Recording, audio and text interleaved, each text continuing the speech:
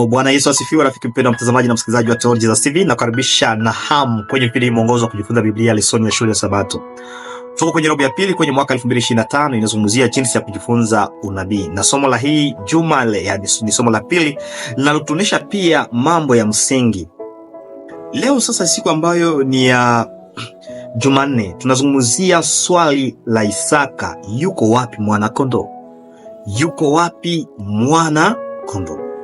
Mpendwa mtazamaji na msikilizaji, mwana kondoo bila shaka ni mojawapo ya ishara ambazo daima zinapatikana katika kitabu cha Ufunuo, ambapo Yesu anaitwa mwana kondoo, na ni zaidi ya mara 20 ndiyo ameitwa mwana kondoo katika hiyo kitabu. Kwa hivyo ni jambo la muhimu kuelewa mwana kondoo maana yake katika Biblia. Kutajwa kwa sehe ambayo ni Kiebrania kia mwana kondoo kwa mara ya kwanza katika Biblia kunatokea kwa namna ya swali ya Isaka walipoenda na baba yake kamuuliza, yuko wapi mwana kondoo? Kinachonivutia na kunibariki sana ni sehemu iliyobaki ya Biblia.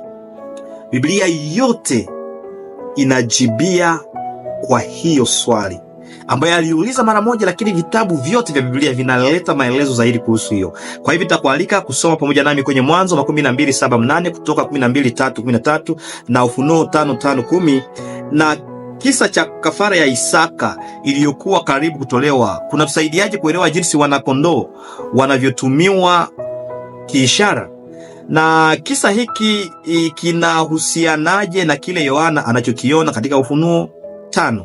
Karibuni.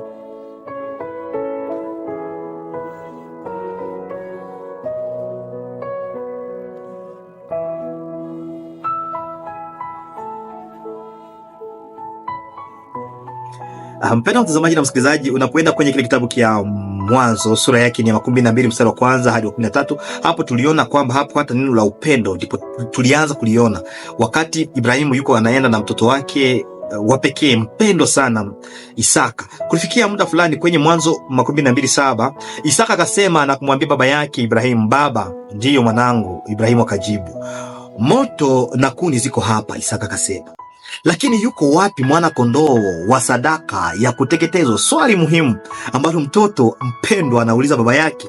Hii ni mara ya kwanza katika Mwanzo 12:7 pale ambapo tunaona Isaka anapouliza baba yake mwana kondoo yuko wapi. Kwa hivyo msingi kuelewa kutajwa mara kwa mara kwa mwana kondoo katika Ufunuo 5:6. Kumbuka kwamba mwana kondoo Mungu alitoa kwa kweli alikuwa kondoo ndume kulingana na Mwanzo 12:8-13. Na wakati wa Pasaka mwana kondoo alitolewa dhabihu, ingawa inaweza kuwa mwana kondoo au kondoo ndume kulingana na Kutoka 12:3-5. Kwa hiyo mpendwa, yaani neno mwana kondoo lilimaanisha dhabihu ya mwisho. Hatua kwa hatua Biblia inapanua maana ya mfano ya mwana kondoo. Kwenye Kutoka sura yake ya 12:13 neno la Mungu linaonyesha kwamba mwana kondoo alizuia kifo cha mzaliwa wa kwanza huko Misri. Wakati malaika wasema nitapita hiyo siku ya Pasaka, ndio malaika kapita juu ya nyumba ambazo walikuwa wamechinja mwana kondoo na kunyunyizia damu kwenye mimbo, na hapo aliokoa, ilifanya watoto wote wazaliwa wa kwanza wasifariki. Huyo ni damu ya mwana kondoo. Kwenye Kutoka 19:38-41 ilikuwa sadaka ambayo Mungu alikuwa akifikiria kila wakati, hiyo ya mwana kondoo. Zingatia hilo neno mwana kondoo. Kwenye Isaya 53:6-8 ilibidi nife kwa ajili ya dhambi zangu. Hapo tunazungumzia mwana kondoo ambaye ilibidi afe kwa ajili ya dhambi zangu na zako, mwana kondoo wa Mungu. Yohana Mbatizaji alimtambua huyu mwana kondoo ambaye mpaka sasa wewe pia umemwelewa kwenye kitabu cha Yohana 1:29. Tazama mwana kondoo wa Mungu aziondoaye dhambi za ulimwengu. Wanapomzungumzia mwana kondoo si mwingine isipokuwa ni Yesu Kristo. Kwa hivyo haishangazi kwamba Ufunuo hauelezi utambulisho wa mwana kondoo. Mwana kondoo ametambulika tayari, ni Yesu Kristo ambaye alitoa dhabihu kwa ajili ya dhambi zako na dhambi zangu, na ambaye huniombea daima na kukuombea kwa Baba. Anastahili mwana kondoo kufungua kitabu kwa sababu alichinjwa kwa ajili yangu na kwa ajili yako. La muhimu ni kwamba mimi na wewe ni lazima tumpokee kuwa Bwana na mkombozi wa maisha yako. Unapounganisha yote pamoja, ni wazi kwamba Yesu mwanakondoo wa Mungu ndiye mbadala wetu. Hilo linafafanua zaidi juu ya uelewa wetu wa mwanakondoo aliyechinjwa katika maono ya Yohana. Sasa kuna kaswali, kwa nini kujua kwamba Yesu ni mbadala wetu ni msingi sana kwa wokovu wetu?